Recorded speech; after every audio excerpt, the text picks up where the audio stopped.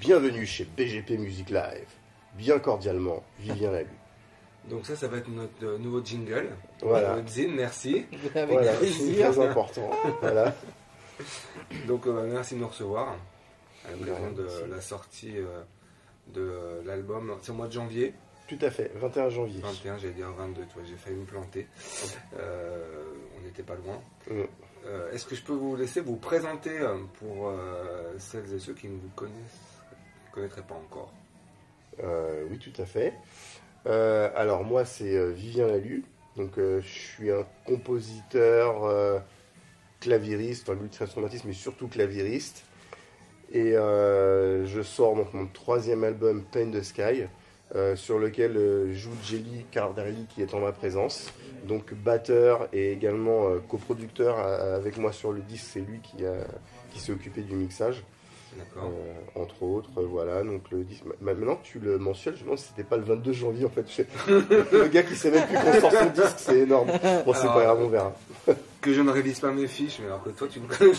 Ouais, c'est un scandale. La veille de la sortie du clip, c'est inacceptable. La veille de la sortie du clip, je demandais encore à Vivien, il sort quand le clip? Il sort quand le clip? Scandaleux. Il est sorti au moins. Il est sorti. Voilà. Ok, donc alors. J'ai cru lire, je suis quand même documenté, n'est-ce pas, sur l'existence, la naissance du groupe. Je peux pas appeler ça un groupe. Ouais, c'est un projet, mais on peut dire groupe, parce que de toute façon, on compte continuer les albums avec exactement le même line-up.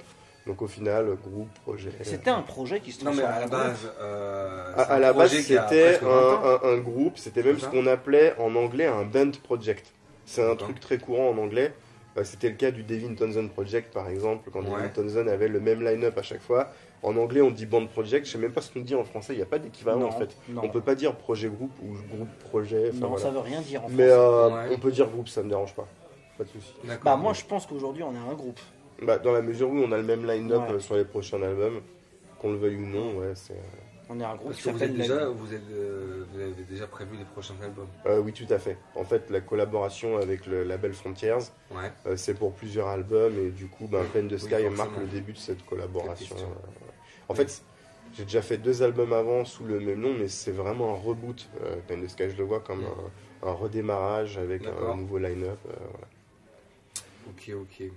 Donc, comme je le disais en aparté, je suis peu connaisseur en la matière en termes de metal prog.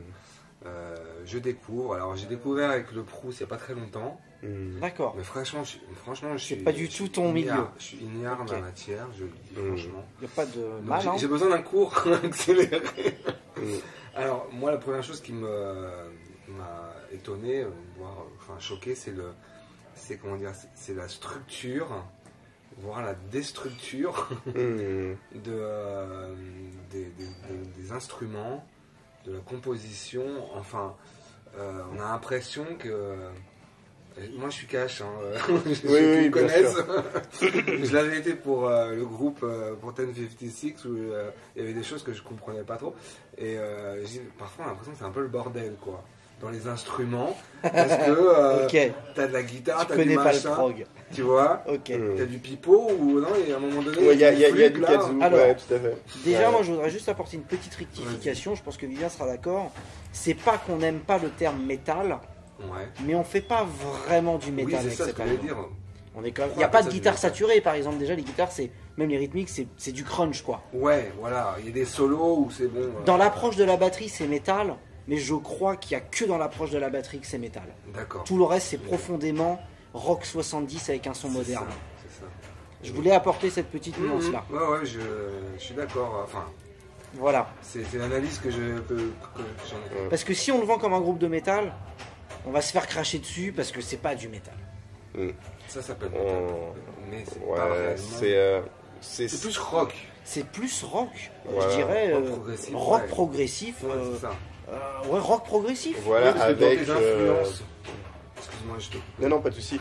C'est effectivement, comme ils disent, ça vient surtout de la batterie parce que il y a un moment, par exemple, qui fait très Beatles et Jelly commence à taper un rythme de black metal dessus, tac, tac, tac, tac, tac, tac, et en fait ça part en délire, mais c'est aussi le principe du rock progressif justement, pour répondre à ta question. Le rock progressif, à la base, c'est un style où on fait un peu ce qu'on veut. En fait, il n'y a pas de il faut qu'il y ait couplet-refrain, après un nouveau couplet-refrain, puis partie instru, etc. On peut se lancer dans même un morceau de 10 minutes, et puis au lieu de faire des morceaux où on compte en 4, on peut partir à des mesures en 7, 8, 9. Et placer des blast beats sur des voix très aériennes. En fait, c'est un style où il n'y a pas de règle, clairement. Donc ça peut donner tout et n'importe quoi. D'un groupe, tu verras d'ailleurs, de progressif à un autre, même en métal, les Proust ne sonnent pas du tout comme Dream Theater. Et comme d'autres groupes, enfin voilà, ça peut donner lieu à des choses complètement différentes. C'est complètement, c'est un style de métal ou de rock complètement anarchiste en fait. Chacun fait ce qu'il veut. Oui, en quelque sorte, oui. Il n'y a pas de règle, quoi. Voilà, exactement. On fait un peu ce qu'on veut. Ouais. C'est ça. D'accord. C'est intéressant. Quand on aime écrire de la musique, c'est super intéressant parce que du coup, on n'a pas de limite. Après, l'album il est progressif, mais il est quand même moins progressif que certains groupes de progressifs à leurs grandes heures, dans le sens où on a quand même des morceaux avec des refrains, avec des gimmicks de riffs de guitare qui reviennent. Je veux dire, on a fait écouter l'album déjà à nos proches. Moi, ma copine, elle chante certains refrains quand même. Et elle n'est pas trop rock prog. Okay. On n'est pas vraiment dans des trucs où... Moi, je suis un grand fan de prog. Il y a des groupes de prog. Je n'arrive pas à chanter les gimmicks ou les refrains parce que vraiment, il y en a partout. Il n'y a pas 2 fois le même plan. Tu vois, nous, on a quand même, par exemple, le clip qu'on a sorti de Chosen Ones, il y a un refrain. D'accord, oui. Qui sonne un peu comme minimum de structure. Il y a un minimum de structure, mais nous, on aime partir beaucoup en live sur de longs bridges entre 2 refrains, des choses comme ça. On essaye quand même de garder un minimum de structure et d'accroche pour le public. Il faut dire qu'avec Jelly, on adore la pop, en fait. Et on a toujours un côté... alors, j'ai pas envie de dire easy listening, mais c'est vrai que par rapport à des groupes de prog comme Yes et tout, c'est vachement easy listening ce qu'on fait. C'est beaucoup plus simple, en fait. On aime bien aussi les choses qui passent à la radio. Enfin voilà, on n'est pas absolu si anarchiste que ça finalement. Ouais, voilà, c'est ça. Et je me posais la question justement, mais comment faire pour reproduire, se souvenir, pour mémoriser sur un morceau, justement comme tu disais, tous les brides, à quel moment il y a tel et tel c'est une question qu'on pose souvent, ça. C'est fou ça. C'est une question qu'on pose souvent. Dans le studio, tu peux faire un peu ce que tu veux en fait, finalement, avec les machines et tout. On peut mixer comme bien tu sûr, veux. on drop, on enregistre partie par partie. Voilà. Mais après, il faut le reproduire sur scène. Moi, ça se travaille. Ouais. C'est une question auquel j'ai du mal à répondre. Parce que c'est une question à laquelle j'ai du mal à répondre parce que j'écoute de la musique depuis toujours. Je pense que là je peux répondre pour Vivian aussi. Oui. On écoute de la musique depuis toujours et c'est une question d'habitude du cerveau. C'est comme tout en fait. C'est comme un mathématicien qui compte des chiffres toute la journée. En fait, c'est des automatismes. C'est un peu inné. C'est des automatismes. C'est de l'habitude. Vous écoutez et jouez de la musique tout le temps, du piano depuis très longtemps. C'est ça. Toi, c'était de la batterie. T'as toujours fait de la batterie depuis toujours. Et non, c'est un grand regret de ma vie. Je ne sais bien jouer que de la batterie. Il y a des trucs qui vont au-delà de ce qu'on fait. Par exemple, Meshuggah, c'est hyper technique. Et tu les vois pas sur scène avec des partoches, quoi. Ils sont pas avec des partitions en train de lire les riffs de gratte et tout. Et je pense que pour eux, si tu leur poses la question, ça doit être pareil. Ils sont encore à un autre niveau de technicité, de complexité. Et à mon avis, c'est pareil pour eux. C'est juste. Et puis c'est beaucoup plus facile de jouer. C'est beaucoup plus facile de jouer ces compos que les compos des autres. Bizarrement. Quand c'est nos compos et que ça sort de notre tête, on pourrait assimiler notre musique aussi difficile à jouer que du Dream Theater ou quoi. Pour nous, c'est plus facile parce que ce sont des compos qui sortent de notre tête. Mais pour les jouer live, par contre, c'est obligé de les répéter. Bien sûr. Et du coup, c'est comme pour les chanteurs. T'as beau être chanteur, écrire les paroles de 60 chansons, si t'as une tournée dans 2 semaines et que t'as à réapprendre toutes tes paroles, c'est le problème de tout plein de chanteurs, voilà, il faut en permanence réapprendre les trucs. Donc, mais ça vient, effectivement, comme dit Jimmy, ça vient plus facilement quand c'est ta musique. Non mais toi, ça a toujours été mon truc depuis la naissance. Des gènes. Mes parents, tout à fait. qui font que forcément on ne peut pas donner autre chose. Ouais, bah ça m'a clairement marqué. Excuse-moi, je reviens juste sur cette histoire de complexité de jeu. Alors, en tant que pianiste, une partition, tu joues avec une partition? Alors déjà, non, je suis pas pianiste. J'ai fait un appel à un pianiste sur l'album pour la partie piano. Je suis super mauvais au piano. C'est pas vrai ça. Moi, le piano, c'est une science à part. Alors, j'ai pas tout compris. Bah, il va s'expliquer, c'est pas vrai, mais... J'ai vu qu'effectivement, vous avez beaucoup de guests sur l'album. Tu vois, je peux pas me comparer à un pianiste de classique qui bosse 17 heures par jour sur son piano pour sortir du Chopin. Non mais, je suis pas pianiste, je suis du clavieriste, je fais du clavier. Oui. Alors ça me sert pour écrire mes idées et les jouer en live, mais je suis pas pianiste. Clairement, pianiste, c'est vraiment un truc à part. C'est quand même clavier, piano. Non, c'est vrai, c'est touche quoi. Non, pianiste, c'est parce que pianiste au sens pianiste, c'est vraiment le pianiste. Noble. Et c'est vrai que Vivien, il est et pas. Même technique, c'est une technique complètement. Il n'est pas pianiste, il est. J'allais dire, il est clavier, il est keyboardiste. C'est-à-dire que Vivien, son truc, là où il excelle, c'est la création de sons, d'ambiance, de pad. Il sait jouer. Mon héros, si tu veux. Mon héros, c'est Vangelis, qu'on connaît tous. J'adore les ambiances, les atmosphères, etc. Voilà, un peu moins. J'ai rien contre Jarre, j'ai vachement écouté quand j'étais gamin. Par contre, par exemple, quand je regardais Le Grand Bleu, j'adorais la BO d'Eric Serra, avec les grandes nappes qui me faisaient penser à la mer, ça. J'adore les claviers pour les ambiances, en fait. Voilà, c'est mon truc. J'adore la New Age, tous ces trucs-là. Je suis pas du tout comme Jordan Rudess par exemple qui fait un solo sur l'album. Lui il est à fond dans la pyrotechnique. Lui c'est un super pianiste. C'est un mec qui a étudié le piano classique, qui fait des trucs de fou au clavier. Et du coup c'est pour ça qu'on fait appel à ces gens-là pour ce genre de passage. Quand il y a une idée où on se dit tiens il y a tel passage, je verrais bien tel solo, je vais demander à James de le faire plutôt que moi le faire. Alors le synthé, moi ça me parle parce que je suis toujours un fan des Cure. On a fait une tournée en 2022, la promo des Cure. Et avec les synthés, très clairement, elle est omniprésente dans les premiers albums. C'est les années 80, fin 70, 80. J'ai grandi dans les 80. Les années 80, j'avais entre 2 ans à 12 ans. Donc imagine l'influence énorme. Donc, tu sais, moi, mon rêve, c'était d'avoir un Yamaha, un DX7. DX7, oui, tout à fait. Le fameux clavier des années 80. Qui est encore monstrueux aujourd'hui. Hein. Ouais, très cher encore. C'est un modèle super recherché. Oui. Donc, c'était la référence. Et effectivement, c'est un son particulier. La synthèse FM, c'est une puce de Yamaha que tu retrouvais, même ça qui est délirant dans les jeux vidéo de l'époque, si tu avais une Sega Mega Drive, il y avait à l'intérieur la même puce. Enfin, il y avait les sons du DX7, les sons de synthèse FM et tout. Ça a marqué toute sa génération. C'est vrai qu'aujourd'hui, ça pourrait paraître. Donc, et la prod, j'en viens à la prod de cet album. Donc, enfin, la création, les compos, ça s'est fait. À quel moment la création Ça, c'est un peu mon truc. La musique, j'en écris tous les jours, j'en écris tout le temps. Je vais écrire au moins 60 chansons par an. Mais non, en fait, j'ai vraiment essayé le plus possible de partir sur du neuf pour cet album, d'écrire des morceaux pour l'album. Même ce que j'avais écrit au départ, j'ai même revu ma copie. En fait, j'ai tout. Je me rappelle les premiers morceaux que je t'avais envoyés. Au final, je les ai pas gardés pour le disque, j'en ai refait des nouveaux.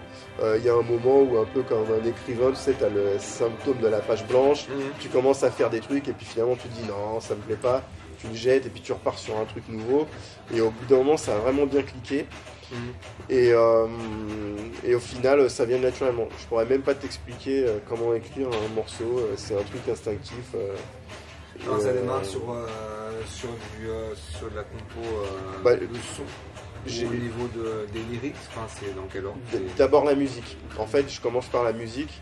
Et j'écris pour tous les instruments. En fait, j'écris les lignes de basse, les riffs de gratte, la totalité. Je fais même des batteries moi-même au clavier. Je fais un premier mock-up comme ça. Et après, je dispatche un peu à tout le monde, aux guitaristes, les riffs qu'il a joué, la batterie, Jelly la reçoit. Mais après, je suis pas derrière avec un fouet à leur demander de jouer exactement, voilà. Et j'ai de la chance qu'ils aient assez de musicalité pour qu'ils arrangent leur sauce.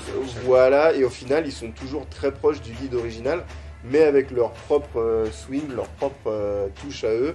Et c'est génial en fait, parce que moi-même, ça me permet d'entendre le truc d'une façon nouvelle, parce que quand t'as 4 mecs qui te renvoient ta musique jouée à leur manière, chacun d'entre eux a sa propre façon de jouer, c'est plus vraiment la même chanson que dans la version démo, et du coup j'arrive à avoir une perspective un peu plus comme un auditeur qui découvre quelque chose de nouveau pour la première fois. Et des fois du coup ça te fait refaire de nouveaux arrangements sur ce qu'on t'envoie, parce que t'as de nouvelles idées. Ouais, voilà, et les morceaux ils évoluent comme ça. Voilà, je trouve que c'est plus intéressant de laisser de la liberté aux musiciens, et c'est comme ça. Et alors après, pour le coup, Damian Wilson, lui, avec la musique, il va aller trouver des idées, des lignes de chant. Il a écrit les paroles de tout l'album. Voilà, c'est la musique d'abord et les lyrics après. Parce que c'est lui qui chante. Tout à fait, Damian Wilson. Ouais. D'accord. D'où un chant en anglais. Voilà, qui était volontaire de ma part. Enfin, j'ai été vers lui clairement pour avoir ce côté-là, rock anglais des années 70. Ouais. Parce qu'on sent bien les influences comme. Oui. Et en même temps, il faisait partie de Threshold pendant longtemps. Il chante dans les productions d'Aaron Lucassen, Ereon, Star One, etc. Donc il chante déjà sur des prods métal quand même. Mais Threshold c'est métal. Hein. Ouais, c'est clairement métal, mais c'est pas un style de chant à la Ronnie James Dio. Ce que fait Damian, c'est plus presque de l'ordre de la comédie musicale. D'ailleurs, il a chanté dans Les Misérables, je sais plus quel rôle il avait, il a fait plein de comédies musicales. C'est vrai que ça m'a fait penser, je me suis dit, mais putain, alors ça me faisait un peu penser à du Freddie Mercury. Par moment, ouais. Bah, c'est vrai que, par exemple, le dernier morceau, We Are Strong, c'est rigolo que tu dis ça, parce que je l'ai un peu écrit dans le style de Queen, à partir du moment où il y a toutes les transpositions avec la guitare électrique qui rentre à la Brian May. Il y a eu des petits passages comme ça inspirés par Queen. Alors, je sais pas si ça a inspiré Damian à faire un truc dans ce style. Sur certains passages. Mais c'est vrai, Toto, ok, il y a une inspiration, je trouve. Oui, tout à fait. Ça fait partie des inspirations. Et revendiqué. Pink Floyd, ça me fait penser aussi à du Pink Floyd, du son. Et toutes ces inspirations, effectivement. C'est cool. C'est c'est des bonnes références, merci quand même. Tu vois, pour moi qui suis un peu là, qui navigue. A vu en eau trouble. Ouais, en eau trouble. Donc non, c'est mais c'est très déstabilisant pour ma part, effectivement. Ah oui, d'accord. De musique fourre-tout. Ouais, c'est. Je comprends. C'est un bordel organisé. J'ai pas du tout l'habitude. Mais moi, je suis ouvert et curieux, donc. Il faut, c'est cool. Ouais, carrément. On n'est jamais à l'abri de bonnes découvertes dans la vie. Tout à fait. Et donc du coup, vous êtes un groupe online en fait, enfin. Ouais, international. Je sais pas comment on peut dire. Ça. Ouais, parce que Jelly et moi, du coup, on est. On a la chance de ne pas vivre trop loin l'un de l'autre. Voilà, on est quand même dans la région. Mais après, notre guitariste et bassiste, du coup, lui, il est en Hollande. Notre chanteur, il est en Angleterre. Donc, mais bon. Damian, c'est quand même un globetrotter, il a l'habitude de partir avec un van en tournée, etc. Donc il n'a pas de problème pour bouger.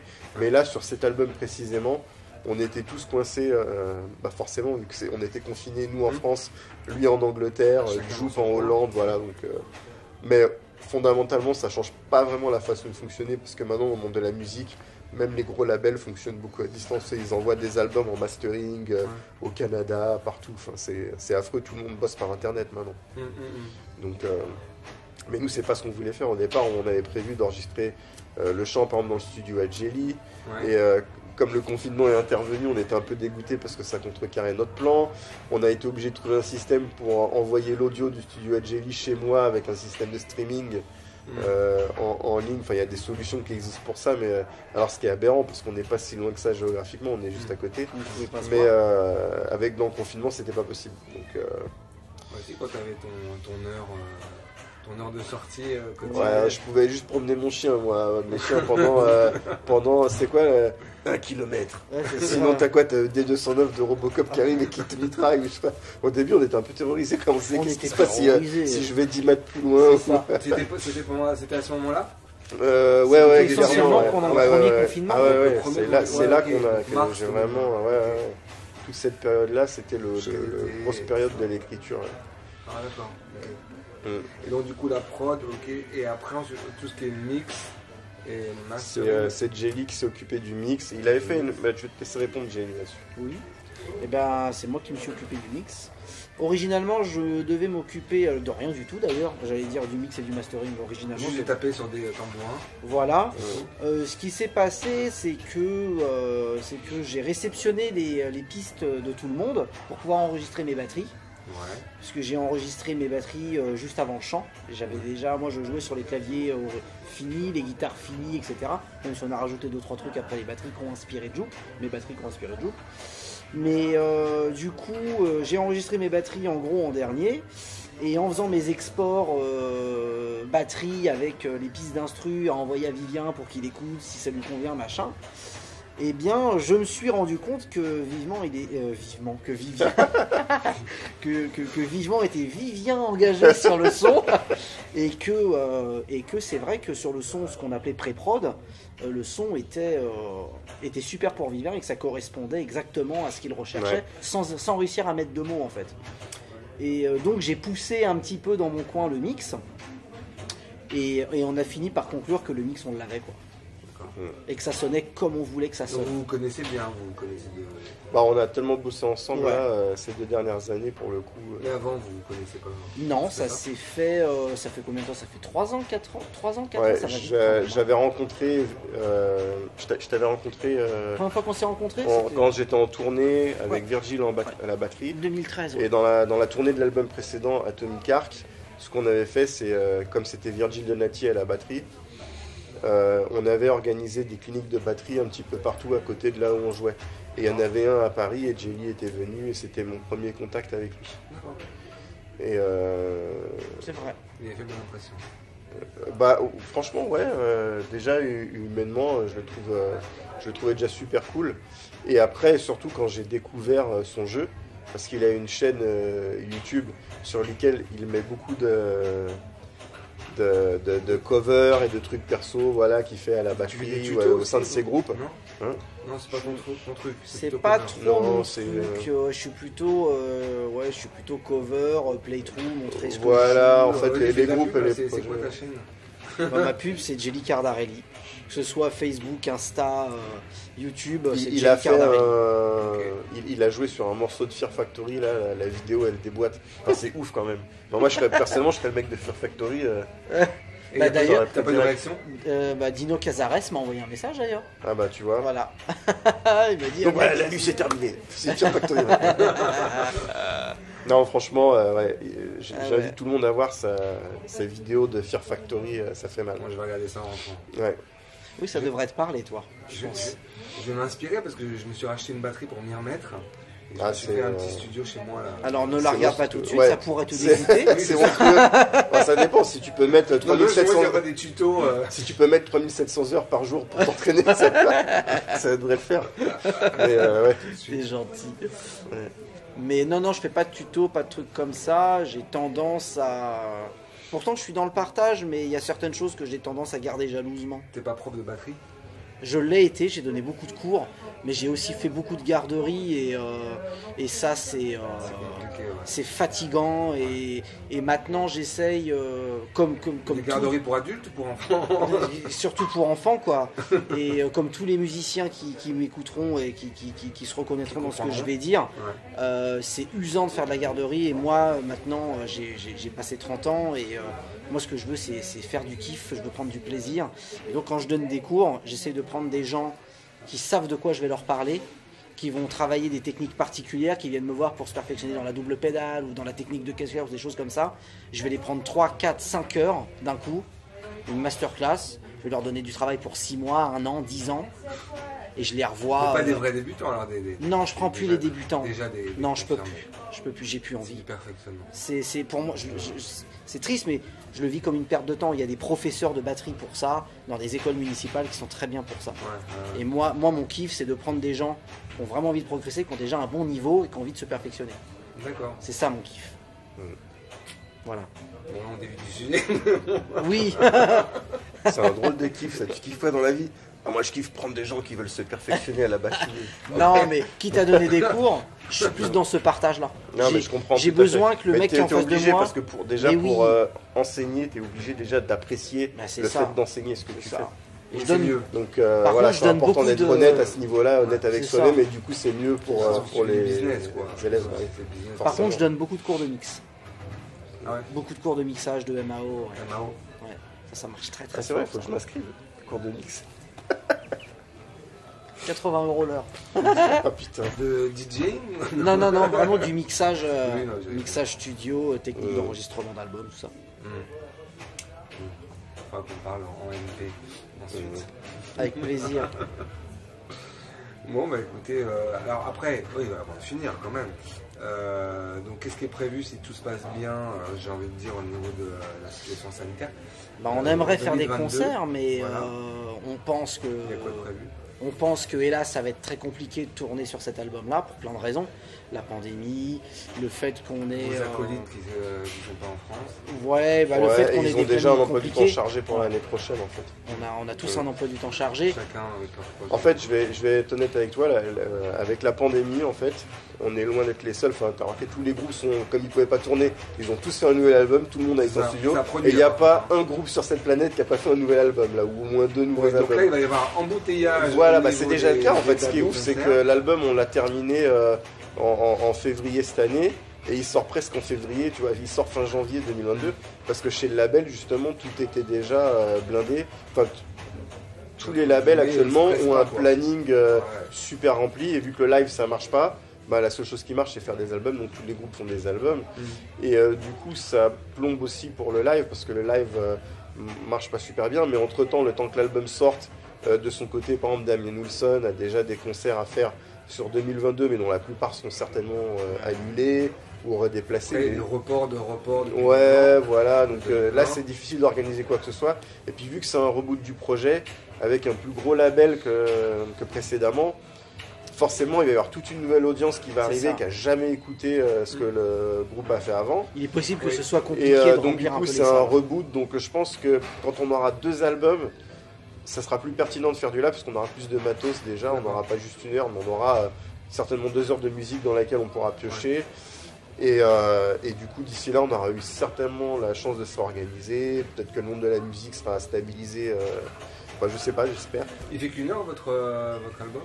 Ouais, 1 heure 3 minutes. Ouais, un tout petit peu plus long. C'est plus long que des albums. On est déjà plus long. Oui, mais pour un album de prog, c'est plutôt court. C'est ce que je On essaye de se mettre un peu au diapason. J'allais être un peu taquin en disant que comme c'est des titres qui font 10 minutes, en temps normal, c'est un petit album. C'est vrai que j'aime bien les albums qui font 45 minutes. J'aime pas les albums trop longs. Moi aussi, mes albums préférés sont des albums. Ouais. Et puis après, sur le standard 2021-2022, c'est la limite. Puis maintenant, pour les gens qui auront l'album en digital, tu fais une playlist sur Spotify, tu enlèves les morceaux qui te plaisent pas, tu peux garder ce qui t'intéresse. Donc ouais, au final, Par contre, en cassette, c'est chiant, on en parlait tout à l'heure. En cassette, à rembobiner et tout. Ah oui, la cassette, c'est un format qui nécessite beaucoup d'entretien et de manipulation, c'est compliqué. Eh bien, merci. Merci à toi. C'est nous. Merci à toi. Merci beaucoup. Ouais. Et puis à bientôt sur les routes, j'espère. Ouais, écoute, j'espère aussi, on croise les doigts.